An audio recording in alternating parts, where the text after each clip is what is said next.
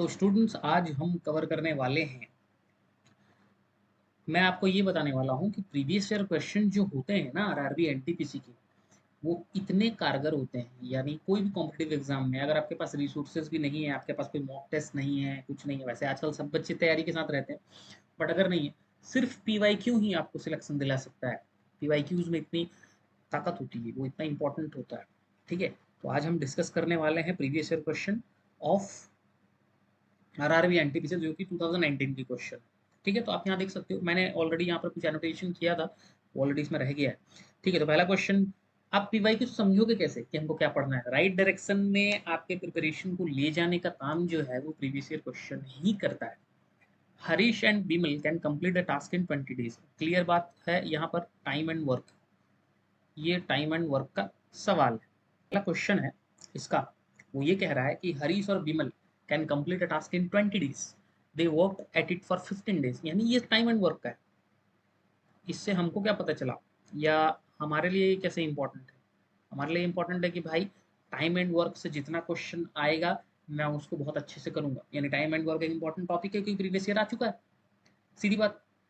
तो आप पीवाईक्यूज, आप टाइम एंड वर्क के जितने क्वेश्चन होंगे, चाहे आपको कितने ही सोर्सेज से क्यों ना मिले, डिफरेंट डिफरेंट सोर्सेज से, आप इस लेवल के क्वेश्चन को मैं बोल रहा हूँ, ये नहीं कि हायर लेवल की, प्रैक्टिस कर लो, काम खत्म है। टाइम एंड वर्क, अब चाहे वो कोई भी सोर्सेज हो, सोर्सेज भी मैं मेंशन कर दूंगा बाद में। ठीक है ना, सोर्सेज भी आपको ऑलरेडी पता है, नहीं पता है तो मैं मेंशन कर दूँ। Harish and Bimal can complete a task in 20 days। Harish और बिमल जो हैं वो टास्क को कंप्लीट कर रहे हैं 20 days में। ठीक है, और वो उस पे काम कर रहे हैं कितने दिन, 15 दिन पर तक काम कर रहे हैं, कर सकते हैं काम, इस टास्क को कंप्लीट कर सकते हैं 20 days में। यानी हरीश और बिमल का एक दिन का काम होगा 1/20, बट वो काम कर कितने दिन रहे हैं, 15 दिन। So for 15 days। ठीक है बच्चे लोग, ये बहुत ही इंपॉर्टेंट कंसेप्ट है for time and work. 15 days कितना होगा, 15 × 1/20, 15 दिन में इतना ही काम करेंगे ना। सो ये हो जाएगा 5 3 5 4, यानी 3/4 काम उन्होंने तो खत्म कर दिया है 15 दिन में। बाकी बचा काम कितना, left work. What exactly is the amount of work left, left work 1 - 3/4, जो कि बचा 1/4। ठीक है, ये मैं प्रीवियस ईयर क्वेश्चन सॉल्व कर रहा हूँ। हम जब चैप्टर वाइज डिस्कशन करेंगे तो मैं टाइम एंड वर्क का बेसिक भी आप लोगों को बता दूंगा। ठीक है, 1/4, ये 1/4 काम को बिमल जो है वो 10 दिन में खत्म कर दे रहा है। ठीक है, तो बताओ वो अकेले पूरे काम को कितने दिन में करेगा। अरे अगर वो 1/4 काम को 10 दिन में कर दे रहा है, 1/4 is the amount of work left basically. ठीक है, हम जानते हैं efficiency into time is equals to work होता है। ठीक है, इस पे यानी बिमल का, हरीश के बारे में बात की गई है ना, तो हरीश की एफिशिएंसी कितनी है, हरीश की एफिशिएंसी हो गई 4, हरीश का टाइम हो गया 10। ये हम थोड़े से अपोजिट डायरेक्शन में जा रहे हैं, इसको मिटा देते हैं अदरवाइज कंफ्यूजन हो जाएगा। क्योंकि हमको पूरा समय निकालना है, कितने कंप्लीट करेगा एंटायर टास्क को। अगर वो 1/4 काम को, ये ध्यान में रखो, इस कंसेप्ट से करो, ज़्यादा आसानी समझोगे। अगर 1/4 काम को 10 दिन में कर रहा है, तो पूरे काम को कितने दिन में करेगा भाई, इंटू 4 कर दो, 4 × 10 कितना हो गया, 40 days हो गया। 4 × 1/4 कितना हो गया, 1, 1 मतलब कंप्लीट वर्क, पूरे काम को कर रहा है 40 दिन में। 40 हमारा आंसर हो गया। आगे बढ़ जाओगे। ठीक है, और दूसरा क्वेश्चन देखोगे, दूसरा क्वेश्चन में क्या कह रहा है वो, जस्ट अ सेकंड, यस, दूसरा क्वेश्चन में क्या कह रहा है वो, हु लॉन्च्ड, खैर ये जीके का क्वेश्चन है, फिर भी मैं बता देता हूँ, हु लॉन्च्ड सुकन्या समृद्धि योजना। तो अगर आप जीके का, इससे आपको क्या पता चलता है, मैंने बोला ना पीवाईक्यू को कैसे आप यूज करोगे राइट डायरेक्शन में तैयारी करने के लिए, पीवाईक्यू से कैसे सिलेक्शन लोगे भाई, पीवाईक्यू से राइट डायरेक्शन में तैयारी कैसे करें। हम समझ गए कि जितने योजनाएं हैं, जितने गवर्नमेंट के स्कीम्स हैं, गवर्नमेंट स्कीम्स हैं, योजना है, ठीक है, जो भी है उस साल का, करीबन पिछले 1 साल पकड़ लो, 1 ईयर, 8 9 महीने का करने से भी चलता है, बट क्या 2 3 महीने के लिए, वह 1 साल का पूरा योजना कंप्लीट करके जाओगे, क्वेश्चन आएगा ही आएगा। ओके, फंसना ही फंसना है क्वेश्चन को। आगे बढ़े। The main focus of the first 5 year plan was on, जब देश आज़ाद हुआ, इंडिपेंडेंट हुआ, तो सबसे पहले तो अनाज चाहिए ना भाई खाने को। पहले ही थोड़ी हम इंडस्ट्री बनाएंगे, पहले ही थोड़ी हम ट्रांसपोर्टेशन, बैंकिंग, एजुकेशन में ध्यान देंगे। So the first focus in first 5 year plan was on agriculture sector. ये ज्योग्राफी में है, ज्योग्राफी में है, एनसीईआरटी में है, पढ़ लो। इस यहाँ पर मैंने पढ़ा, यहाँ भी मैंने पढ़ाया हुआ है, प्लेलिस्ट में चले जाओ, वहाँ देख लो। ज्योग्राफी का एनसीईआरटी क्लास 9th और 10th अच्छे से पढ़ लो, ये सारा क्लियर हो जाएगा। चाहिए प्लीज प्लेलिस्ट में जाओ, चेक कर लो। ओके, आगे बढ़ते हैं। Root over of three to the power n is equals to 729 अगर है, then what is the value of n। यहाँ पर क्या होगा, क्योंकि यहाँ पर आंसर देखो बच्चे लोग सब गिवन है, तो इसका ये मतलब नहीं है कि तुमको ये सोचना चाहिए कि सॉरी, कि सर जो है वो सारा आंसर तो देख देख के बता रहे हैं। ऐसा नहीं है, आंसर अगर गिवन है तो तुमको प्रूफ मिल रहा है कि भाई आंसर वहां पर दिया गया है। कैसे करेंगे इस क्वेश्चन को, 3 टू द पावर n का रूट ओवर है, कहीं भी अगर रूट ओवर होता है तो उसको हम उस तरफ जब ले जाते हैं तो वो स्क्वायर हो जाता है। ये तो आप लोगों को पता होगा, 3 to the power n equals to 729 का स्क्वायर। ठीक है, ये 729 का स्क्वायर कहाँ से आ गया भाई। 3 to the power n equal to, अगर तुम 729 को देखो तो वो 3 के कितने पावर में आता है। क्यों मैं 3 के बारे में बोल रहा हूँ, क्योंकि लेफ्ट साइड में भी 3 है, that's why. Okay, that's the reason. 3 के कितने पावर में आता है, 3 3 जा 9 3 जा 27 3 जा, यस, 27 3 जा 81। ठीक है, 27 3 जा कितना होता है, 81। वैसे मैं वैदिक मैथ्स के भी ट्रिक आप लोगों को बताऊंगा जिसके आप जल्दी कैलकुलेशन कर पाओगे। 3 3 जा 9 3 जा 27 3 जा 81, 81 3 जा 243, 243 3 जा 729। ठीक है, तो 3 का 6 पावर में आएगा, 3 टू द पावर 6 लिख देंगे हम 729 की जगह पे, उसके ऊपर एक और स्क्वायर दे देते हैं। तो ये क्या हो जाएगा बच्चों, आप जानते हो ना, एनीथिंग टू द पावर, जब भी ब्रैकेट्स होते हैं पावर के बीच, यानी पावर मल्टीप्लाई होता है, यानी कि 3 टू द पावर 12 है। एन का वैल्यू क्या आना चाहिए, बेसिस को काट दो, एन इक्वल टू 12 आना चाहिए। इसलिए नहीं कि 12 आंसर दिया है, प्रोसेस के साथ जाओगे। ठीक है ना, ये होता है असली पढ़ाई। आगे बढ़े, कौन सा क्वेश्चन दिया है देखें। In which year did India participate in Olympic games. Static GK का सवाल है। ठीक है, स्टैटिक जीके आप पढ़ सकते हो बहुत जगहों से। ये स्टैटिक जीके का सवाल है, पर है फैक्चुअल डेटा। आपको ये याद रखना पड़ेगा। आप 1925 1923 1924 कर दोगे, काम खत्म हो जाएगा, वहाँ पे कहानी खत्म हो जाएगा। तो आपको इसके लिए इस तरह के क्वेश्चंस को कवर करना जो है वो तो थोड़ा मुश्किल होता है। तो इंडिया के जो भी हिस्टोरिक चीज रहे हैं, फर्स्ट इन इंडिया, पहली बार ओलंपिक गेम कब खेला गया, पहली बार ओलंपिक गेम कहाँ खेला गया, ठीक है, ओलंपिक गेम कहाँ से शुरू हुआ, तो ओलंपिक्स के ऊपर अगर पकड़ रहे हो टॉपिक, पूरा ओलंपिक्स का खत्म करोगे। कॉमनवेल्थ के ऊपर पकड़ रहे हो, पूरा कॉमनवेल्थ खत्म करोगे। उसके बाद अगर तुम ये देख रहे हो कि इंडिया के फर्स्ट सैटेलाइट्स के बारे में, हम स्पेस टेक्नोलॉजी के बारे में जा रहे हैं, तो पूरे स्पेस टेक्नोलॉजी का स्टडी खत्म करोगे। वो सारे नोट्स मैं प्रोवाइड कर दूंगा, बट स्टडी जी के आपको एफर्ट देना होगा। ठीक है, इससे आपको ये पता चलता है मेजर जो भी अचीवमेंट्स होते हैं उसको फोकस करना है। फर्स्ट इन वर्ल्ड, पहली बार वर्ल्ड में क्या क्या हुआ, first in India, first in India में क्या क्या हुआ, ये सारे चीज़ों को आपको ख़त्म करना है, कंप्लीट करना है। ठीक है, आगे बढ़ें।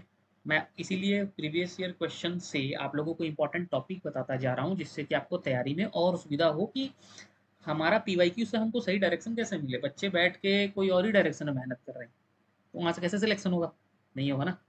With which state is the Nabakalebara festival associated, क्योंकि मैं उड़ीसा को बिलोंग करता हूँ, तो मुझे पता है कि नबोकलेवर फेस्टिवल तो उड़ीसा में होता है भाई। हाँ, उड़ीसा में होता है। उड़ीसा के बारे में आप लोगों को नॉलेज तो होगा ही, जिसके अभी नए नए सीएम बने हैं, मोहन माझी, माझी। ठीक है, और ये कौन से पार्टी को बिलोंग करते हैं, बीजेपी को बिलोंग करते हैं। ये सब तो आपको पता है, बेसिक चीज़ है। उड़ीसा का कैपिटल क्या है, उड़ीसा का कैपिटल है भुवनेश्वर, भुवनेश्वर, जो कि स्मार्ट सिटी है। स्मार्ट सिटी कह सकते हो आप, इंडिया की पहली स्मार्ट सिटी है और सही मायने में स्मार्ट है। ठीक है, चलो अभी मैं जीके पे नहीं कंसंट्रेट घुस रहा हूँ बहुत ज़्यादा, क्योंकि मुझे ओवरऑल पीवाईक्यूज का तैयारी करवाना है, स्ट्रैटेजी बताना है कि आप पीवाईक्यू से कैसे सही डायरेक्शन पे जाओगे। यहाँ पर आप जितने फेस्टिवल्स हैं, मेजर फेस्टिवल्स इंडिया के सभी स्टेट्स के, डांस फॉर्म्स आ गए, ऑब्वियसली इसमें फोक भी याद कर लेना, ठीक है ना, फोक भी पढ़ लेना कि फोक डांस कौन कौन से हैं। इसमें थोड़ा सा क्लासिकल भी होता है, क्लासिकल डांस वाला भी पढ़ लेना, वो भी बहुत इंपॉर्टेंट है। ठीक है, आगे बढ़ें। Which branch of physics deals with properties of fluids, fluid जो भी तुम प्रोनाउंस करते हो, एट रेस्ट। रेस्ट में एस्ट्रोफिजिक्स का तो कोई नामो निशान नहीं है, थर्मोडायनामिक्स तो हीट आ जाता है इसमें, ऑप्टिक्स में लाइट आ जाते हैं, इसमें फ्लूइड की बात की गई है तो फ्लूइड से हम किसको कनेक्ट कर सकते हैं, हाइड्रोस्टैटिक्स। तो कोई बच्चा अगर नहीं भी जानता है, गलत ऑप्शंस को एलिमिनेट करके सही ऑप्शन आप चुन सकते हो। ठीक है, इसको कहते हैं elimination method.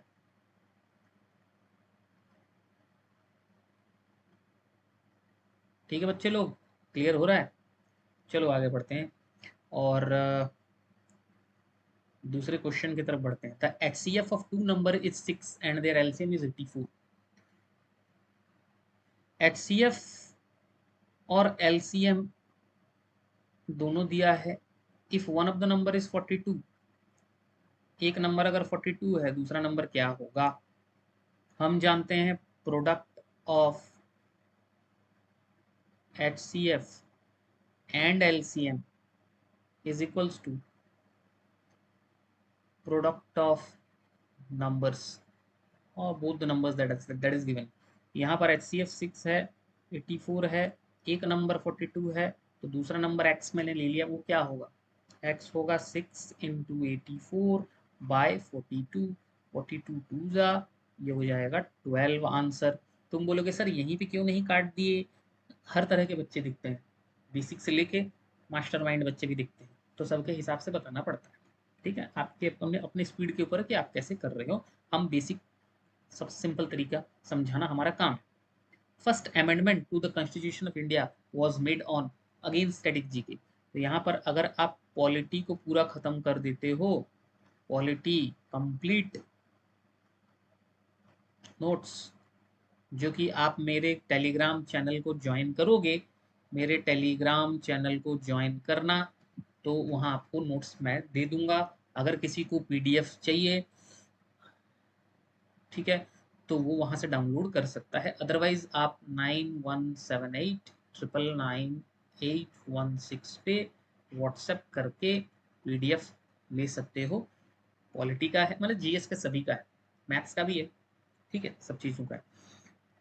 PH range of a human body, human body किन किन चीज़ों पे या किस रेंज में सरवाइव कर पाता है? ह्यूमन बॉडी, सीधी बात है कि normal pH, just a second sorry, normal जो पीएच होता है वो है हमारा 7 का। अगर लेस देन 7 हुआ तो वो बन जाएगा एसिडिक, अगर ग्रेटर देन 7 हुआ तो वो बन जाएगा बेसिक। ये तो आपको बेसिक नॉलेज होना चाहिए 10th तक का, up to class 10 complete science कंठस्थ होना चाहिए। ठीक है, कर लोगे बहुत अच्छे से, इसका आंसर दे पाओगे। ये तो पॉसिबल नहीं है, इतना तो बहुत एसिडिक है, हम कैसे जिंदा रहेंगे भाई, ये भी एसिडिक है। यही है जो सही रेंज में आ रहा है और ये बहुत ही ज़्यादा बेसिक है। ठीक है, तो बेसिक नॉलेज चाहिए इसके लिए, तो बहुत बड़ा चीज़ नहीं है। अगर एनसीईआरटी में है क्लास 10th का, अगर आप देखना चाहो प्लेलिस्ट में सारा चैप्टर मैंने पढ़ाया हुआ है ऑलरेडी। ठीक है, when was the Hindustan Republican association formed?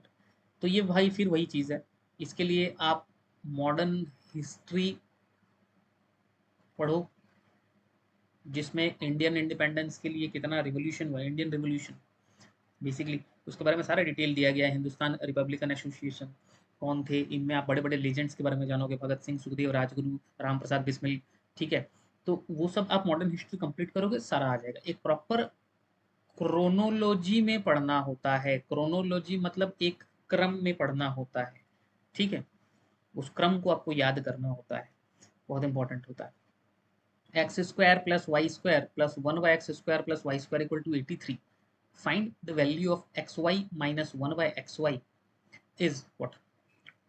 चलो भैया, तो एक्स इस, अरे कहाँ गया, हाँ, x square y square plus 1/x² y square is equals to 83। अच्छा, अब क्या करेंगे हम, इसमें दिमाग लगाएंगे। दिमाग क्या लगाएंगे, ए स्क्वायर प्लस बी स्क्वायर का फॉर्मूला मुझे दिख तो रहा है, पर वो पूरी तरीके से नहीं दिख रहा। तो मैं क्या करूंगा, एक्स वाई ए स्क्वायर, या इसको ऐसे लिखो, x square plus y square plus 1/x² y square minus 2 यहाँ डाल दो।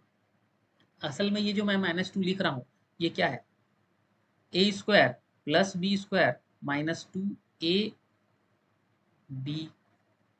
ठीक है, आप यहाँ पर क्या करोगे, सब्सट्रैक्ट करोगे -2 in the left hand side, और अगर मैं लेफ्ट हैंड साइड में माइनस कर रहा हूँ तो राइट हैंड साइड में भी मुझे 83 -2 करना पड़ेगा। ठीक है, लेफ्ट हैंड साइड में मैं -2 क्यों कर रहा हूँ, क्योंकि मैं उसको एक फॉर्मूला के सेट में लाना चाह रहा हूँ। कौन सा फॉर्मूला, ए माइनस बी यानी एक्स वाई माइनस 1/xy का होल स्क्वायर।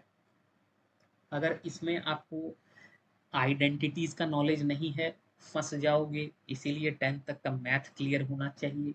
ए माइनस बी होल स्क्वायर का फॉर्मूला क्या होता है बच्चे लोग, a square minus B square plus 2। तुमको बताते बताते मेरे ही गड़बड़ हो जा रहा है भाई। हाँ, ए स्क्वायर, मैं बोल रहा हूँ ए स्क्वायर क्योंकि हम ए प्लस बी में याद करते हैं। ठीक है, तुम्हारे ऊपर है, तुम कैसे याद किए। ए स्क्वायर प्लस बी स्क्वायर, देख रहे हो, ए की जगह एक्स वाई है, बी की जगह -1/xy।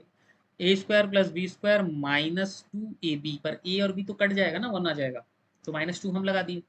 अब देखो ये इस फॉर्म में आ रहा है, यानी मैं इसके जगह पे ये लिख सकता हूँ ना, in place of this just -2 लगा के मैं उसको ये लिख सकता हूँ, that this is the formula of x y minus 1/xy whole square, that is equals to x y minus 1/xy whole square का फॉर्मूला आ गया, क्योंकि मैंने -2 यहाँ पे लगा दिया। राइट हैंड साइड में क्या होगा, 83 माइनस 2, जो कि हो गया 81। अब मैं इस स्क्वायर को इधर ले आऊंगा तो क्या होगा, रूट ऑफ 81, जो कि हो जाएगा 9। तो मेरे हिसाब से तुम लोगों ने इस क्वेश्चन को समझ लिया होगा कि कैसे करना है। जो नहीं समझा होगा पीछे जाना, दोबारा से देखना। ठीक है, as per November 2020, how many countries have membership in World Trade Organization? Again, static GK, factual static GK, आराम से। WTO के बारे में, वर्ल्ड ट्रेड ऑर्गेनाइजेशन, इसके बारे में अगर जानोगे तो यूनिसेफ के बारे में जानोगे, यूनेस्को के बारे में जानोगे, WHO के बारे में जानोगे, UNDP के बारे में जानोगे, इंटरनेशनल मॉनिटरी फंड के बारे में जानोगे, वर्ल्ड बैंक के बारे में जानोगे, एशियन बैंक के बारे में जानोगे, क्यों, यूरोपियन यूनियन के बारे में। कितने सारे ऑर्गेनाइजेशन है, कितने सारे यूनियन है, इन सब का हेडक्वार्टर और इन सब के जो भी हेड हैं, चेयरमैन हो गए, प्रेसिडेंट हो गए, इन सब का नाम आपको याद रखना है। दैट इज मैंडेटरी, वो करने के बाद ही आप आगे बढ़ पाओगे। ठीक है, और बाकी मैं क्योंकि प्रीवियस ईयर क्वेश्चन से आपको सही डायरेक्शन देना चाह रहा हूँ, ठीक है, जस्ट 1 सेकेंड, यस, मैं प्रीवियस ईयर क्वेश्चन से आपको सही डायरेक्शन देना चाह रहा हूँ। तो इससे आप क्या कैटेगरी पता चला, ये अलजेब्रिक आइडेंटिटीज भी आपको खत्म करना है। ठीक है, तो कैटेगरी मन में रखो, तुम सबको कंप्लीट करते जाओ, मॉक टेस्ट दो, बहुत है, मोर देन इनफ। प्री तो आराम से क्लियर करते जाओगे, मेंस भी आराम से क्लियर कर जाओगे, ऐसी बात नहीं है। मेंस के लिए और कुछ नहीं चाहिए, थोड़ा सा स्पीड एंड एक्यूरेसी चाहिए, स्पीड ज़्यादा हो, एक्यूरेसी भी हो साथ में। ऐसा नहीं है कि 120 क्वेश्चन जो है वो धड़ाक से कर दिए आधे घंटे में, सब गलत है, कोई मतलब नहीं करने का। ठीक है, टाइम वही है मेंस में, बस 20 क्वेश्चन ज़्यादा है। Where was the first nuclear power plant setup in India, Tarapur में हुआ था। अभी ये फैक्चुअल डेटा है बच्चे, पावर प्लांट के ऊपर, कोल माइंस के ऊपर, ज्योग्राफी, सेम एग्जैक्ट ज्योग्राफी। चलो आगे बढ़े। Who wrote the famous Hindi novel तामस? बुक्स क्या कैटेगरी है? बुक्स, इंपॉर्टेंट बुक्स, जो मेजर मेजर इंपॉर्टेंट बुक्स हैं, चाहे वो पुराने हो चाहे वो करंट में हो, आपको याद रखना चाहिए। उसमें आप ये आराम आराम से ये सब कैटेगरी कर दोगे। आगे बढ़ते हैं। When did Simon commission again? 1928 में साइमन कमीशन आया। पर ये याद कैसे रहेगा सर? क्वेश्चन आएगा। मॉडर्न हिस्ट्री पढ़ने से याद रहेगा। लूसेंट में अच्छे से गिवन है, लूसेंट से पढ़ सकते हो। कुछ बच्चे बोलते हैं सर तरुण गोयल ज़्यादा अच्छा है, उससे पढ़ सकते हो। जो तुम्हारा मन करे उससे पढ़ सकते हो, जिसमें कंफर्टेबल हो उससे पढ़ सकते हो, कोई दिक्कत नहीं। The ratio of number of females to that of male employees in a small company is 2:3।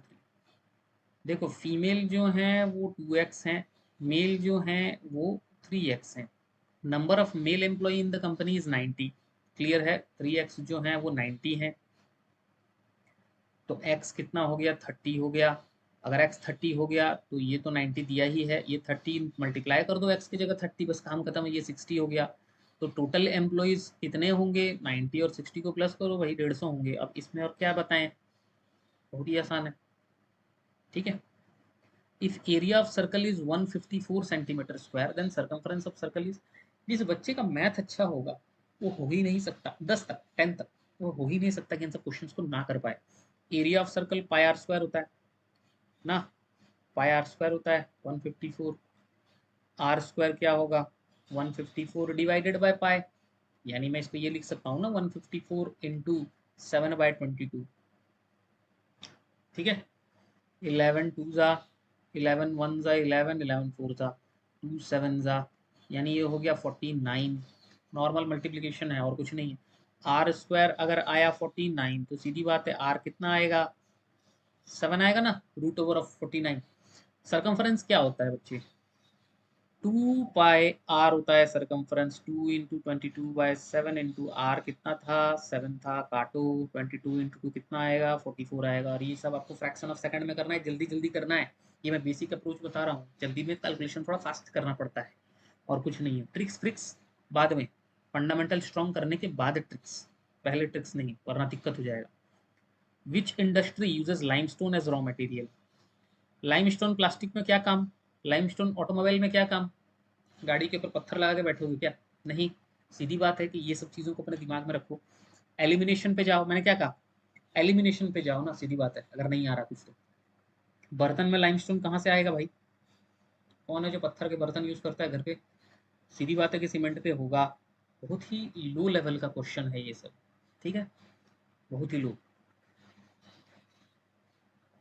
A businessman purchases 20 articles whose cost is equal to the selling price of 15 article। ये अच्छा सवाल है। अच्छा क्या ही होगा? ठीक ही है।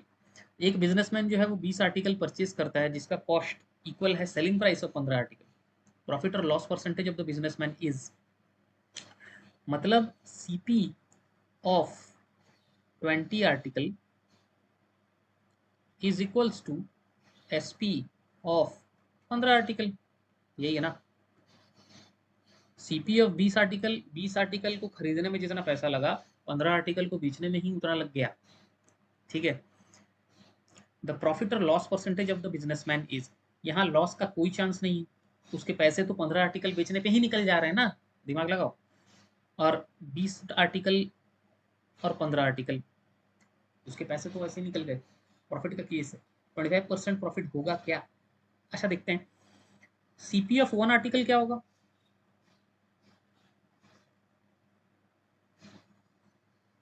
मान लो कि मैं ये हम मन में सोच लेते हैं, अज्यूम कर लेते हैं कि CP of 20 article is equals to SP of 15 article.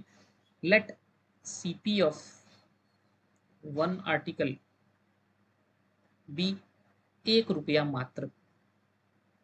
माने उसके टोटल CP कितने लग गए? उसको 20 आर्टिकल खरीदने में 20 रुपए लग गए, CP हो गया 20। एक आर्टिकल को खरीदने में 1 रुपया लग रहा है। SP ऑफ 15 आर्टिकल जो है वो CP ऑफ 20 आर्टिकल के बराबर है, यानी SP ऑफ 15 आर्टिकल 15 ना, नॉट 15, सॉरी, मेरे यार कहाँ चला गया मैं। हाँ, एसपी ऑफ 15 आर्टिकल, 15 आर्टिकल को बेचने में कितने रुपए लगे?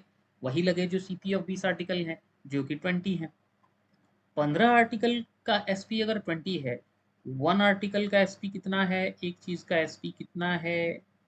20/15 है, जो कि 5453 यानी 4/3 है। जबकि हमको तो पता है कि सीपी 1 है, एसपी 4/3 आ रहा है। एक आर्टिकल को खरीदने में 1 रुपया लग रहे हैं, उसको बेचने में 4/3 रुपीज लग रहे हैं, जो कि ऑब्वियसली 1 से ज्यादा है। ठीक है, परसेंटेज कैसे निकालोगे?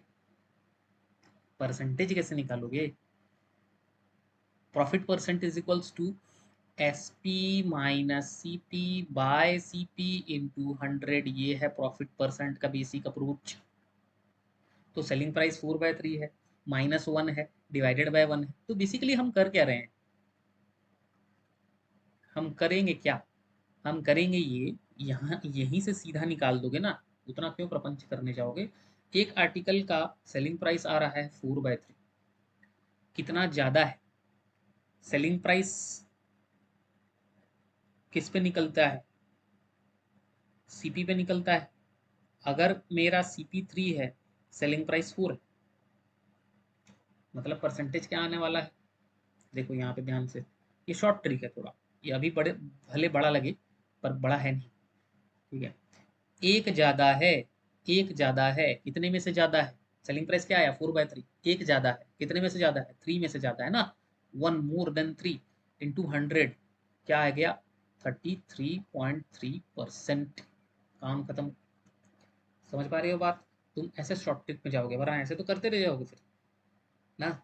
आगे बढ़ना है। एक ज्यादा है 3 में, 33% ज्यादा है, काम खत्म। इतना परसेंट प्रॉफिट हो गया। चलो आगे बढ़ो। Programming language Java was developed by, again static GK, computer में से कंप्यूटर का जो भी स्टैटिक जीके है कंप्लीट कर लेना है। ठीक है, मैं प्रोवाइड कर दूंगा। अ mango kept in a base basket, हाँ तो इससे आपको कैटेगरी यही पता चला कंप्यूटर का, जितना इंपॉर्टेंट क्वेश्चन सब कंप्लीट कर देना है। ठीक है, a mango kept in a basket doubles every 1 minute, बड़ा बढ़िया है यार। If the basket gets completely filled by mangoes in 30 minute, then in how many minutes half of the basket was filled. ये तो कोई कैटेगरी का question नहीं है, एक तरह से रीजनिंग का क्वेश्चन डाल दिया गया ऐसा लगता है। A mango kept in a basket every 1 minute, a mango kept in a basket doubles every 1 minute, ना कह सकते हैं हम। हर मिनट में वो डबल हो रहा है, यानी अगर वो एक है पहले मिनट में, सॉरी, एक मैंगो पहले मिनट में रखा गया, दूसरे मिनट में वो डबल हो गया, तीसरे मिनट में वो 4 हो गया, उसके बाद वो 16 हो गया। तो यहाँ पर अगर ये देखोगे ना, तो ये एक जीपी है, ये जीपी में जा रहा है, ज्योमेट्रिक प्रोग्रेशन में जा रहा है। 1 2 4 16, 16 का स्क्वायर। ठीक है, 16 का स्क्वायर कितना होता है? 276 होता है, राइट। तो ऐसे वो जा रहा है। If the basket gets completely filled by mangoes in 30 minutes, then in how many minutes half of the basket was filled? तो दिमाग क्या लगा रहा है इसमें? इसमें कैलकुलेट कुछ नहीं करना है। एक बास्केट है, अगर कंप्लीटली फिल्ड हो जा रहा है by mangoes in 30 minute, 30 minute में ये बास्केट पूरा खत्म हो जा रहा है। ठीक है, माने भर जा रहा है, सॉरी खत्म नहीं हो रहा, भर जा रहा है मैंगो से। तो ये आधा कब था? भाई हम तो देख रहे हैं ना, ये हर मिनट में डबल हो रहा है, यानी 29th मिनट में ये आधा भरा होगा, और लास्ट के 30 मिनट में ये डबल हो गया और पूरा भर गया। तो यानी आंसर जो है वो है, इतना तक भरने में उसको 29 मिनट लगे, और 29 मिनट में जितना भरा, हर मिनट में डबल हो रहा है ना, इसका डबल हो गया वो 30th मिनट में। काम खत्म। तो 29 minute will be the answer. थोड़ा सा रीजनिंग टाइप सवाल था, इसमें मैथ का कोई खास यूज नहीं था, दिमाग के प्रेजेंस ऑफ माइंड का यूज था। Common sense is always not so common बोला जाता है ना, तो कॉमन सेंस आपको रखना होगा। Who built the Sanchi stupa? Ancient history में चला जाएगा ये सवाल, क्योंकि ये मौर्य एम्पायर का क्वेश्चन है। अशोका ने बनाया था, क्योंकि अशोका एक बहुत बड़े पैट्रॉन थे, बहुत बड़े फॉलोअर थे बुद्ध के, इसलिए। तो ये आप जब कंप्लीट करोगे ancient history, medieval history, modern history, तो उसमें सारा कवर हो जाएगा। ठीक है, अच्छे से करना है इसको। ठीक है, the first national flag of India is said to have hosted at dash in 1906। Kolkata में हुआ था। आप लोग मुझे कमेंट में ये जरूर बताइए, क्योंकि मैं जीएस पढ़ा नहीं रहा हूँ फिलहाल अभी आप लोगों को, पर मन में आया तो मैं क्वेश्चन पूछ देता हूँ कि कोलकाता में हुआ था। पर 1906 में और कौन सा एक बड़ा चीज हुआ था, ठीक है, जिस वजह से फ्लैग होस्टिंग किया गया था, तो ये आप मुझे बताओगे कमेंट में। और अभी हम लोग मैथ्स पे कंसंट्रेट ज़्यादा कर रहे हैं, बट मैं ये पीवाईक्यू करवाने का मेरा कोशिश यही है कि आपको कैटेगरी पता चले और आप सही डायरेक्शन में तैयारी करें, जो कि मैंने बहुत बार कहा है। ठीक है, आगे बढ़ते हैं। The pistil in the flower is female reproductive part. Flower का डायग्राम वगैरह वैसे तो मेरे पास नोट्स में पूरी तरीके से अवेलेबल है, आप चाहें तो मैं आपको नोट्स टेलीग्राम में प्रोवाइड कर ही दूंगा, सारा नोट्स मैं टेलीग्राम में डाल दूंगा। नो इश्यूज, आप बायोलॉजी आराम से कर सकते हो। अगर आप पढ़ना चाहते हो इसको, तो आप मेरे प्लेलिस्ट में जाके बायोलॉजी के चैप्टर्स पढ़ सकते हो। ये फीमेल रिप्रोडक्टिव ऑर्गन, ये पार्ट। मेल रिप्रोडक्टिव पार्ट जो होता है वो स्टेमन होता है। ठीक है, चलो आगे बढ़े। According to the world development report, फिर वही जीएस का क्वेश्चन है, countries having per capita income of more than $12,000 per annum as on 2016 are called. जिसका $12,000 से ज्यादा पर कैपिटा इनकम है, पर कैपिटा इनकम ऑब्वियसली एनम की, पर एनम की बात करी जा रही है, 2016 में वो रिच कंट्रीज में आते थे। तो इसके लिए आपको इकॉन कहाँ गया भैया, इकोनॉमिक्स को थोड़ा सा पढ़ना पड़ेगा, इकोनॉमिक्स के नोट्स थोड़े से पढ़ने पड़ेंगे। व्हाट इज पर capita income, average income, human development report क्या है, वर्ल्ड डेवलपमेंट रिपोर्ट क्या है, वर्ल्ड बैंक क्या है, ये सब के बारे में थोड़ी जानकारी आपको रखना पड़ेगा। उसी में कैटेगराइजेशन अच्छे से दिया हुआ है, ठीक है, तो वो कैटेगराइजेशन भी आपका क्लियर हो जाएगा इससे। आगे बढ़ते हैं। the value of 3 root 2 plus root plus 2 into 3 root 2 minus 2 of 13 plus 15 is what। अरे आइडेंटिटी क्लियर होना चाहिए, आइडेंटिटी क्लियर है तो क्वेश्चन हलवा हो जाता है। a plus B into A minus B, A square minus B square. ठीक है, ऑफ का मतलब क्या, ये ब्रैकेट तो ऐसा होगा, बट अभी हमको तो शॉर्ट में करना है ना। ऑफ 13 यानी into 13 plus 15। A square minus B square, 3 root 2 का स्क्वायर क्या होना चाहिए, 3 स्क्वायर तो 9 होता है, रूट 2 स्क्वायर 2 होता है, तो ये 18 हो जाएगा, -4 × 13 प्लस 15। ब्रैकेट को पहले खत्म करेंगे, 18 माइनस 4 कितना होगा, 14 होगा, 14 × 3 प्लस 15। बॉडमास फॉलो करो, मल्टीप्लीकेशन पहले करो, 14 × 3 42, 42 में 15 को ऐड करो, तो ये हो जाएगा, कुछ गड़बड़ हो गया क्या भैया, मैंने क्या कर दिया, अरे वही, यही तो दिक्कत होता है ना, हाँ हाँ, फास्ट फास्ट करने पे। ये 13 है, 14 × 3 नहीं है, वही मैं सोचूं, 14 × 13। अब इसको 14 × 13 को कैसे करेंगे, हम जानते हैं 13 का स्क्वायर क्या होता है, 13 का स्क्वायर होता है 14, मतलब एक ही ज़्यादा है ना 13 से, 13 × 13 कर दो। 13 × 13 क्या होता है, 169, 169 में 14 प्लस कर दो, ठीक है, ये क्या हो जाएगा, 169 में अगर मैं 14 प्लस करता हूँ तो 9 4 कितने हो गए, 13 के 3, इधर एक 6 7 8, अब तो क्लियर हुआ, 183 प्लस 15।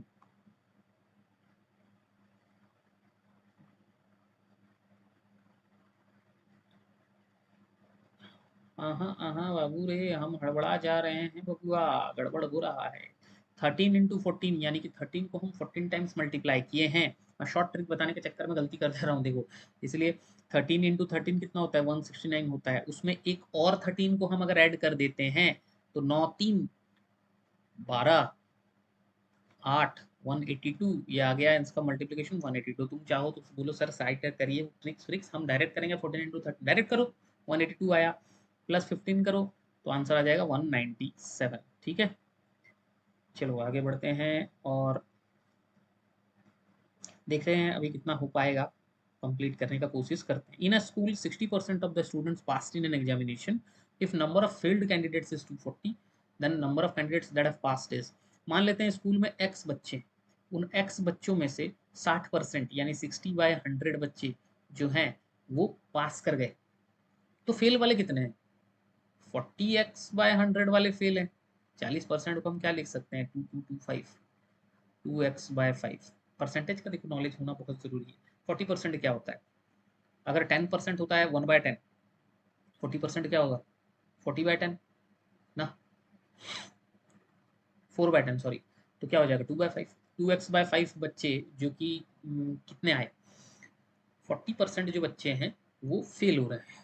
2x/5 इक्वल टू 240, यही दिया हुआ है ना, 40 फेल बच्चे 240, तो 2x कितना आएगा 1200, x आ गया 600, नंबर ऑफ कैंडिडेट्स जो हैं वो दैट हैव पास्ड, ओके हाँ टोटल नहीं बोला, पास कितने किए, अगर 240 फेल किए आउट ऑफ 600 देन पास कितने करेंगे, 600 माइनस 240 दैट इज 360, डन।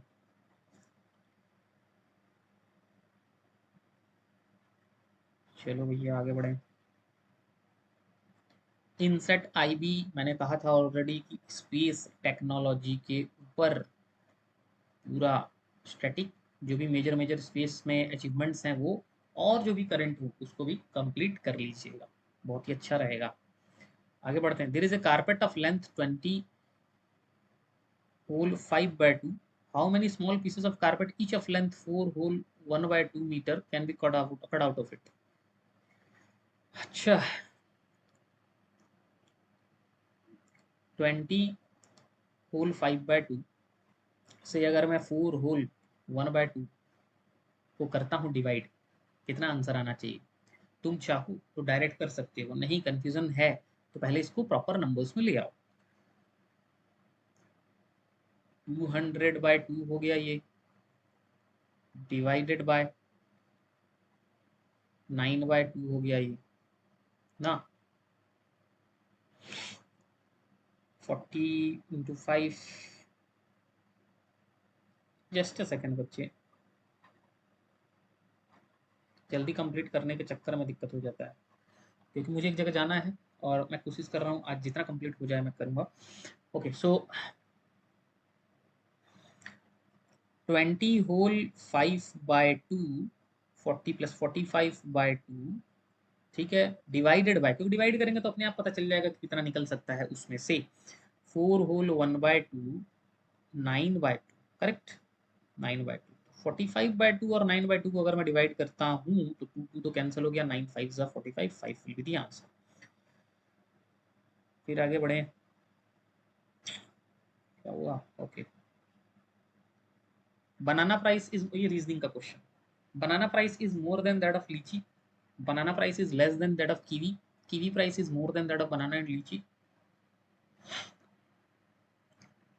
आपको पैटर्न वाला क्वेश्चन जो होता है ना रीजनिंग में उसको करना है। बनाना प्राइस जो है, जस्ट अ सेकंड, बनाना जो है वो लीची से ज़्यादा है, मैंने बनाना ऊपर लिख दिया, banana price is less than kiwi, kiwi से कम बनाना है, kiwi price is more than that of banana and lychee, kiwi price जो है बनाना और लीची दोनों से ही ज़्यादा है, ठीक है। If both 1 and 2 statements are true then third is, अगर पहला दोनों ठीक है थर्ड भी ठीक है, सही है, ठीक तो है। What was the code name for Pokhran nuclear test? अब देखो जितने भी मेजर टेस्ट हुए हैं, जितने भी मिसाइल्स लॉन्च हुए हैं, मैं बोला ना उन सब के बारे में आपको जानकारी रखना है। तो ऑपरेशन शक्ति है नाम इसका, पर याद रखना जरूरी है भाई, हाँ वो एक इंपॉर्टेंट चैलेंज, बहुत बड़ा चैलेंज है वैसे। In which form is data stored in a computer? Obviously in binary numbers, binary data. Okay students, तो आज के लिए इतना ही करेंगे, नेक्स्ट पार्ट में और क्वेश्चंस डिस्कस करेंगे। तो प्रीवियस ईयर क्वेश्चन से हम ये समझेंगे कि आपको किस तरह का क्वेश्चन करना है, किस कैटेगरी के टॉपिक के क्वेश्चंस आते हैं, किस लेवल में प्रैक्टिस करना है, तो इससे कंप्लीट प्रैक्टिस हमारा पीवाईक्यू से ही हो जाएगा, उसके बाद हम स्पेसिफिक चैप्टर्स का करेंगे। Thanks everyone for watching, have a great day and best of luck for your coming examination, bye bye.